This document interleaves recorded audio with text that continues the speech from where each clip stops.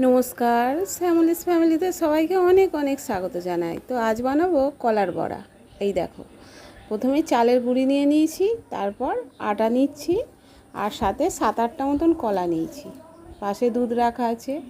বাড়িতে অনেক দিন ধরে কলাগুলো পড়েছিল, কি করা যায় ভেবে পাচ্ছিলাম না, তো কলার বড়াই ভাবলাম করে ফেলি।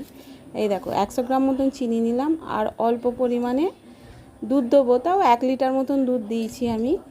আর এর সাথে জানো তো, নারকেল কোড়া, কিশমিশ, একটু বাদাম যদি দিয়ে দেওয়া হয় না, আরোই ভালো লাগবে খেতে। আমার ঘরে যা যা উপকরণ ছিল তাই দিয়েই বানিয়ে ফেললাম কলার বড়া।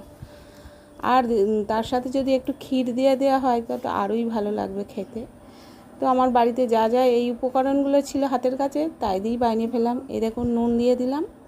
এবার এরমভাবে ভালো করে একটা থকথকে মতন ব্যাটার বানিয়ে নিতে হবে। এই দেখো, যাতে হাতের সাহায্যে সহজেই পড়ে যায়। আমি এখানে চামচের সাহায্যে আস্তে আস্তে দেখো কড়াইতে দিয়ে দিলাম। তেল গরম হয়ে গেছে, আর গ্যাসের আঁচটা অবশ্যই কমিয়ে রাখবেন।